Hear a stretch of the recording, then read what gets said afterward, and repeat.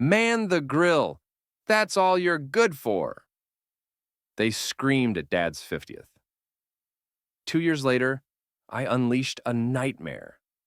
It was supposed to be a celebration, a milestone, my father's 50th birthday. The backyard was packed, white string lights overhead, paper lanterns swaying gently in the breeze. Relatives I hadn't seen in years were there, laughing too loudly, hugging too long, sipping overpriced wine. Everyone wore the same plastic smile, the kind that cracks at the edges if you look too close. I was at the grill, of course. Not because I'd volunteered, not because I was good at it, but because that's what I was to them. Useful, disposable, invisible unless needed. My father barked it at me like an afterthought. Hey, you, man the grill. That's all you're good for anyway, just don't screw it up. The words carried. The laughter that followed wasn't light. It wasn't teasing. It was sharp and certain, the kind that tells you they mean every word, even if they pretend it's a joke. I said nothing, just nodded and turned back to the flames. I cooked for hours. Burgers, hot dogs, ribs, steaks, smoke in my eyes, grease on my skin, the heat a wall I couldn't step away from. They laughed. They posed for photos. They handed Blake a beer like it was a crown and cheered when he made yet another smug joke at my expense. I was a backdrop, a function, not a guest. No one brought me a plate, no one checked if I'd eaten. I finally finished just after sunset, sore, drenched in sweat, starving. I walked to the long folding table and made myself a plate, sat quietly at the end, away from the glow, hoping to fade into the periphery. Just for a moment, just to eat in peace. But even that was too much. My father saw me and frowned. The bonhomie vanished. The charm shut off like a switch. You done? He barked. I nodded, still chewing. Good. Get the hell out of the way. I don't want to look at you while I'm eating. Laughter exploded, even louder this time, because now it was performative. Now it had an audience. Yeah, Blake added. Don't ruin the view, Lance. I froze. Fork midair. Heart hammering. My mother rolled her eyes, and actually rolled her eyes, and muttered just loud enough for nearby relatives to hear. Oh God, don't start again. He's always been so sensitive. Sensitive. Not lazy. Not disrespectful. Sensitive. As if decades of humiliation and dismissal were something I should have accepted quietly, like an ugly sweater at Christmas. As if their cruelty was kindness, and my anger the real offense. Something inside me went very, very quiet. Not broken. Still. Cold. I stood. Slowly. Deliberately. I looked at them. Not just the ones who spoke, but the ones who said nothing. The ones who watched it happen and clinked glasses anyway. The ones who laughed because silence felt riskier. I wasn't yelling, I wasn't crying, I was done. You'll regret this, I said, soft, icy. The kind of statement that doesn't echo. It settles. Blake laughed, my father scoffed. Don't bring your attitude to my party. But I wasn't bringing anything. I was taking something with me. Dignity. Clarity. A vow. I walked out of that yard, left the smell of lighter fluid, the smoke, the static hum of fake affection. That night, I made a decision. I wouldn't get even. I'd get free. And when I did, they'd come crawling. 2 years later, the voicemails started. Driving away from that house, away from the fading sound of their laughter, felt like breaking the surface after being held underwater for 12 years. The night air rushed in, cool and clean, but my lungs still burned. My hands were shaking so badly, I had to grip the steering wheel with white knuckles. It wasn't just the humiliation of the grill, or my father's cruel dismissal, or Blake's predictable taunt, or my mother's casual eye-rolling cruelty. It was the crushing weight of accumulation, the straw that finally didn't just break the camel's back, but vaporized it. It was every forgotten birthday, every empty promise, every time I was introduced as, oh, just Lance, or Blake's little brother, even though I was older. It was the scraped knees they didn't kiss, the report cards they didn't ask about, the school plays they couldn't make it to. It was a lifetime of being the backup plan, the afterthought, the kid who just existed on the periphery of their real lives, their important lives, centered around Blake, the golden child. I drove aimlessly for a long time, the city lights blurring through the unshed tears in my eyes. I wanted to scream. I wanted to punch something. I wanted to just disappear, but mostly I just felt a profound, aching emptiness, like a core part of me that had still held onto a fragile thread of hope had finally been severed. They didn't hate me. That would imply some level of emotional investment. They were simply indifferent. I was an inconvenience, a living, breathing reminder of a time they'd moved on from, a mistake in their carefully curated, picture-perfect new existences. When I finally got back to my quiet, empty apartment, the silence was deafening. I sank onto my worn sofa, the greasy smell of the grill still clinging to my clothes, and the weight of it all threatened to suffocate me. I pulled out my phone, staring at the blank screen. Who could I even call? Aunt Clara, maybe. She was the only one who had ever consistently shown up for me, the only one whose love didn't feel conditional. But I couldn't bring myself to dump this toxic waste on her. Not yet. Instead, I opened the Notes app on my phone. I didn't know why. Maybe it was some desperate attempt to document the pain, to make it tangible, to ensure I wouldn't just get over it, as my mother so casually suggested. I started typing, a furious, stream of consciousness list of every slight, every forgotten moment, every cruel word that came to mind. The time Dad forgot to pick me up from soccer practice, leaving me stranded in the rain for hours. The Christmas they accidentally forgot to buy me a present, blaming it on the last-minute rush. The countless times my mother compared me unfavorably to Blake, praising his achievements while dismissing mine with a wave of her hand. Blake's constant bullying, unchecked and often encouraged by my parents, who saw it as just boys being boys. The list grew, a toxic vine choking out any possibility of forgiveness. For a couple of days after that, a small, foolish part of me still expected someone to reach out. Not an apology, not even an acknowledgement of what happened, but maybe a quick text from Gemma, my cousin, who had at least offered that one sad little wave as I left. Or perhaps even my aunt, sensing something was wrong. But there was nothing. Just silence. Their social media feeds, which I compulsively checked despite myself, were a carefully curated showcase of happy family life. Pictures from the party, Blake and his girlfriend smiling, my parents looking like the proud, loving couple, not a hint of the ugliness I had witnessed. It was like I had been edited out, an inconvenient error, photoshopped from the family portrait. It was in those days of waiting, of silence, of seeing their performative happiness, that the last vestiges of hope withered and died. They didn't care. They wouldn't. I was tired of being the one who always tried, the one who always reached out, the one who always hoped for a scrap of affection. This time, I wasn't going to be the bigger person. I was done being the family punching bag. So I started thinking, like, what if I just stop? Not just stop showing up, but stop doing all the little things I always did for them. It's wild how much you do for people without really clocking it. Picking up stuff for my parents, handling random tech things, fixing stuff at my brother's old apartment because he didn't know how to change a light bulb, let alone fix a circuit. I'd get weird texts at like midnight. Hey, can you look at my Wi-Fi? Or can you drop off something at mom's? Like I was the family errand boy, always on call, always available. I never really said no. I just did it, craving that tiny crumb of validation, that fleeting moment where I felt useful, like I belonged. I guess I got used to being the backup plan for everything. But after what they said at Dad's party, after being told I was only good for manning a grill and wasn't wanted, after seeing their total lack of remorse or even acknowledgement in the days that followed, I was done. It wasn't anger anymore, not the hot, explosive kind. It was a cold, settled certainty, a quiet resolve that hardened in my chest. This wasn't about getting even, not in the traditional sense.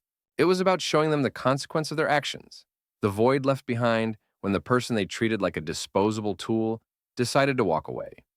I started saying I was busy.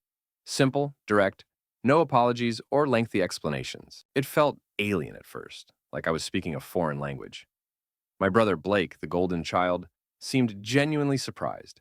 His texts demanding help with his new house or random tech issues would sit unread in my inbox. After a few days, his tone shifted from demanding to annoyed. He texted, "What's your problem, Lance? Why are you being like this?" I left him on read, the digital silence amplifying my message. My mother's reaction was more dramatic, as always. She called about a minor leak in the basement, something I could have fixed in 10 minutes. Her voice was already edged with expectation. "Lance, the basement is leaking. Get over here." I took a deep breath and delivered my line calm and steady. You should call a plumber, Mom. I don't have time.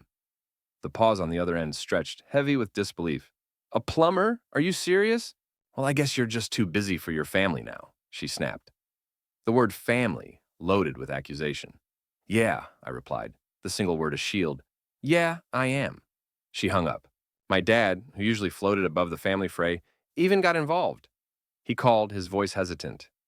Your mom's upset, Lance, he said. You should come by. It was never about me, always about managing their comfort. Maybe next week, I told him, a polite deferral that meant never. I started setting small, firm boundaries, ignoring their calls after a certain hour, leaving group chats on mute, declining invitations with simple, unelaborated excuses. It was eye-opening to see how much of my time had been spent running errands, fixing things, or just being physically present at events where I felt invisible. There was a quiet satisfaction in reclaiming that time, in no longer being the default solution to their minor inconveniences. About 2 weeks after Dad's birthday, the casual expectation in their voices began to curdle into annoyance, then frustration.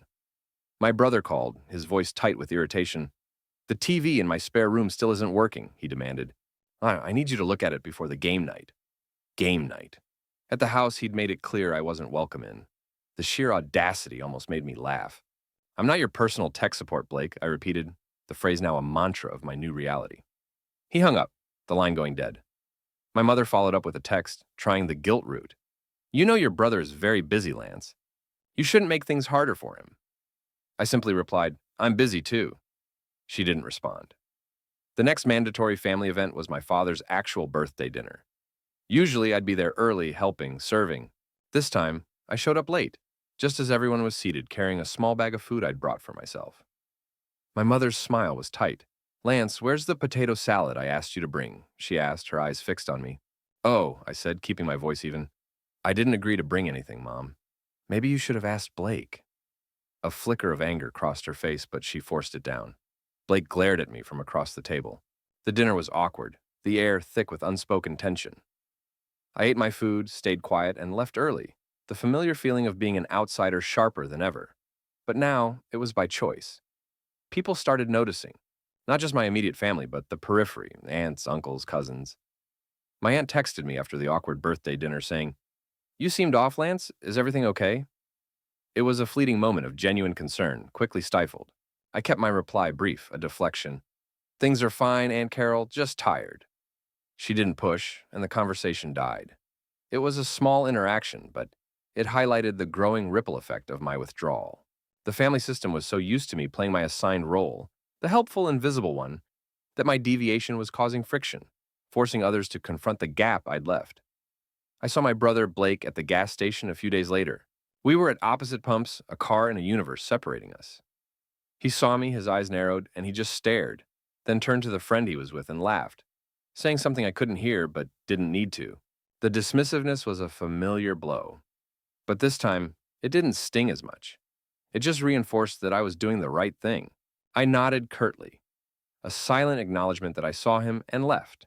The transaction completed without a single word exchanged. The small acts of defiance were starting to add up, creating tangible inconveniences for them. My mother called one night, her voice tight with panic. Lance, the power went out in the basement. I need you to come reset the breaker, now. This was another classic Lance task.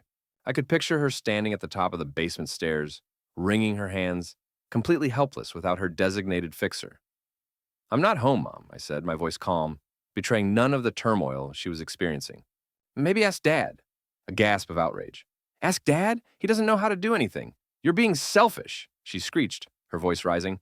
You said I was a mistake, remember? I replied, the words landing with the quiet precision of a well-aimed dart. You said I wasn't wanted. You can handle it. The line went dead. Blake left a voicemail later, his voice not even attempting politeness. What the hell is wrong with you, Lance? You're making everything harder. Can't you just get over yourself? I deleted it without listening to the end. My father called, his voice quieter, tired. Lance, please, he said.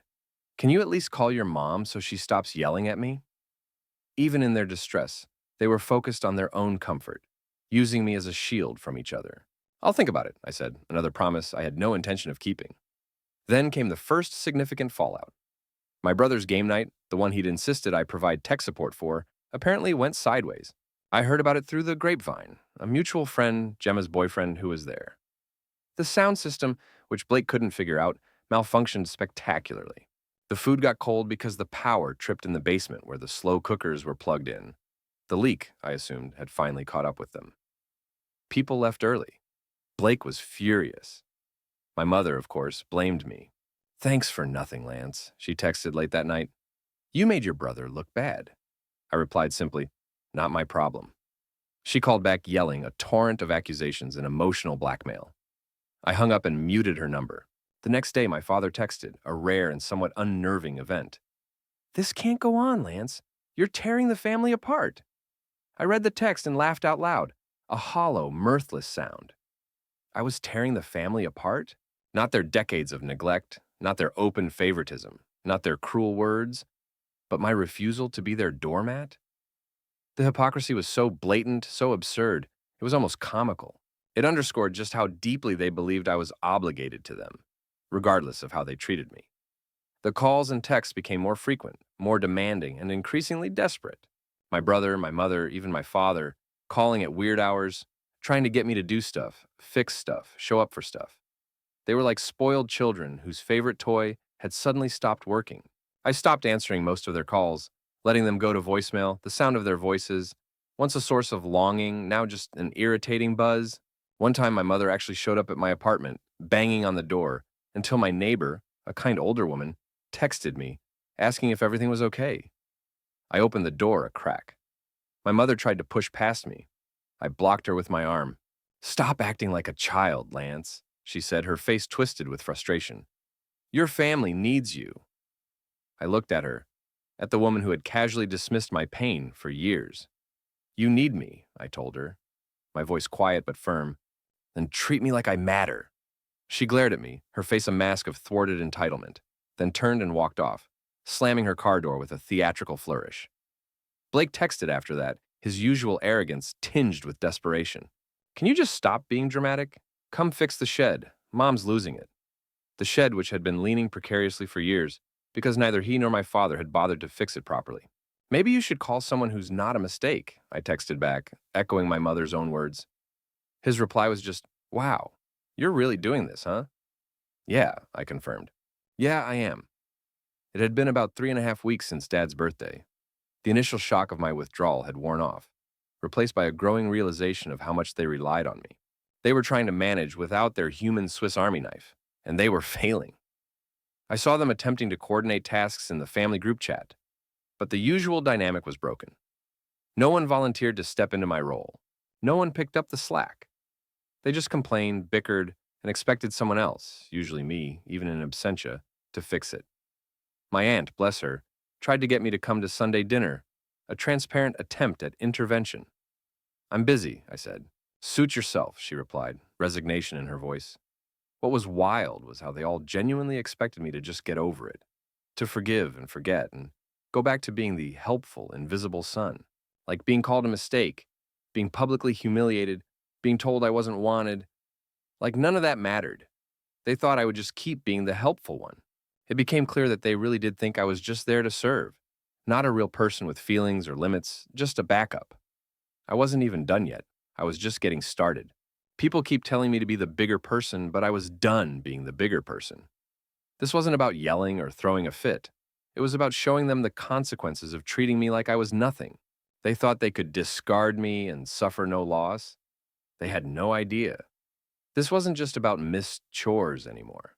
It was about leverage, about proving that the mistake they ignored was the unseen support structure of their lives. I wasn't seeking healing from people who saw me as a tool. I wanted them to squirm, to feel the sharp, uncomfortable sting of their actions. When you stop providing what's taken for granted, things collapse quickly. About 4 weeks after that birthday party, I made my moves. My brother, Blake, obsessed with his image as the successful homeowner, constantly flaunted his backyard oasis.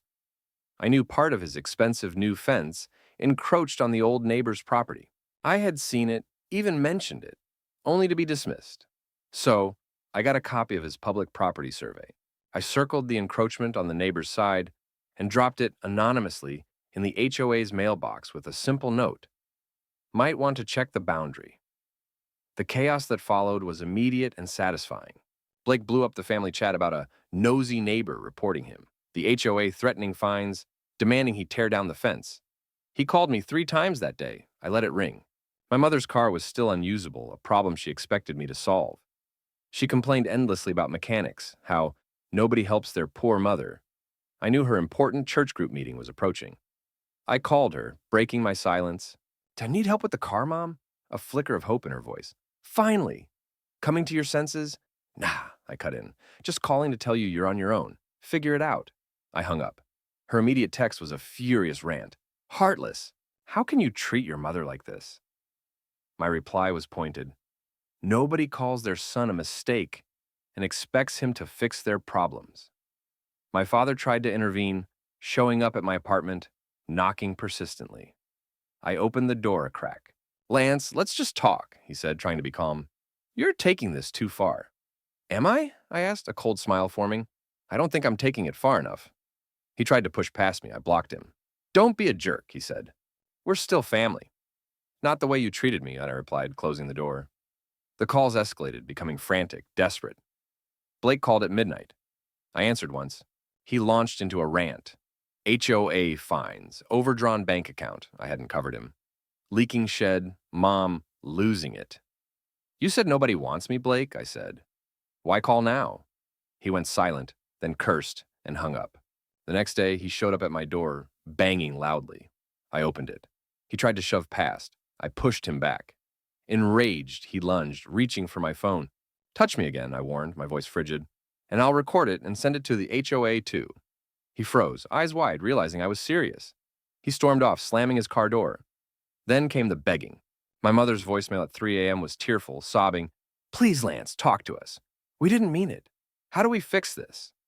Blake texted in caps, "You win! Tell me what you want." Dad sent a simple, raw text. "Don't do this to us." I blocked their numbers. They wanted me gone. Now, facing the vacuum I left, they couldn't cope. I had taken back my power. My silence was their answer. I know some people will look at this and say I went too far, that I was cruel, that blood is thicker than water and family is family, and you're supposed to forgive, to turn the other cheek, to absorb the blows and come back for more. But honestly, from the bottom of my cold, hard heart, I think I went just far enough. They wanted me gone. They made it explicitly, undeniably clear through years of neglect, through casual cruelty, through public humiliation, that I was unwanted, a burden, a mistake. They pushed me out, edited me out of their lives, photoshopped me from the family. Picture. Now they get to experience the vacuum that leaves behind. They get to see what life is like when the person they treated like a disposable tool is no longer there to fix their problems, to be their free labor, to be their emotional punching bag, to be their backup plan. My phone still buzzes sometimes, a tiny insistent vibration on my nightstand. Blake, Mom, Dad. Their numbers blocked, their digital presence erased from my contacts, but their attempts still register. Their desperate voicemails pile up unheard, electronic ghosts whispering into the void they created. Their final texts, Blake's frantic, all caps, "You win. Just tell me what you want." My dad's quiet, almost defeated, "Don't do this to us." My mother's tearful, sobbing pleas, begging me to please, please, just talk to us. We'll do anything. Tell us how to fix this." They were the last words I ever needed to hear from them. They were the confirmation that this wasn't about love or family. It was about convenience and control. And now they had neither. I haven't replied to any of it. I won't. There's nothing left to say that hasn't already been said. Nothing they could possibly offer that could mend the years of neglect, the casual cruelty, the fundamental rejection. They made their choice not in one dramatic moment, but in 1,000 small slights. 1,000 forgotten birthdays. 1,000 times they chose Blake, or their new lives, or their own comfort over my well-being. They made their choice, many times over many years. Now they have to live with the consequences, the uncomfortable, inconvenient reality of their actions. The silence on my end isn't just a tactic anymore. It's my peace. It's the sound of the door finally closing on a lifetime of trying to be enough, of craving a love that was never offered freely. It's the quiet click of a lock that can't be picked. It's the absence of their noise, their demands, their criticism. It's the vast open space where the constant ache of their neglect used to reside. Maybe one day they'll figure it out, understand the depth of what they lost when they pushed me away. Maybe they won't. It honestly doesn't matter to me anymore. Their story is over. My life is finally my own, built on a foundation they tried to kick out from under me, but which, thanks to the strength I found in surviving them and the love I found elsewhere, is now stronger than ever. I am not defined by their rejection. I am defined by my resilience. And this time, there's no one waiting in the wings, no one pulling the strings, no one waiting to pull me back into the drama. I am free.